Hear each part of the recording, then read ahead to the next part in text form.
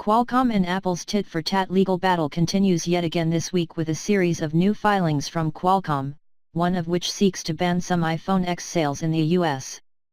3 new lawsuits allege that Apple is infringing 16 Qualcomm patents with the iPhone 7, 8, and X, as well as their Plus models. Many of the patents cover technology that improves battery life, but others focus on additional smartphone tech.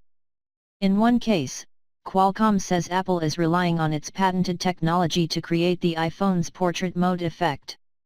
The lawsuits ask for unspecified payments from Apple for the alleged patent infringement and for the court to make Apple stop using those technologies.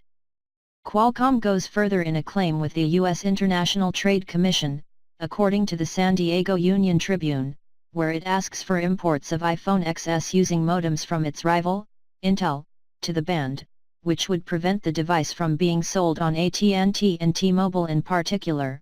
Qualcomm points to the iPhone X's multitasking interface and its similarities to the interface WebOS used to use. Qualcomm apparently now owns patents covering that interface, as well as other technology first developed at Palm. All of these Palm inventions owned by Qualcomm have vastly improved the functionality of mobile devices and the user experience, and all of them are widely found in Apple products without license or permission, Qualcomm writes in one of its lawsuits. Qualcomm already filed a series of similar claims against Apple back in July, again asking for payments and for a ban on iPhones. But this week, it's updating those claims to include the iPhone X, which wasn't out when the legal battle first began. The filings were issued yesterday, shortly after Apple filed its own patent infringement lawsuit against Qualcomm. In that suit, Apple said Qualcomm's behavior was akin to a common patent troll. Qualcomm pointed to its filings when asked for comment. Apple also referred us to yesterday's filings when asked for comment.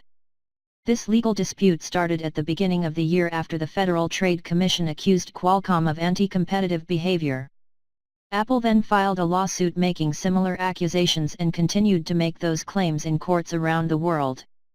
Qualcomm has fired back, and we've been watching the volleying play out over the last several months. These patent lawsuits are more of a sideshow.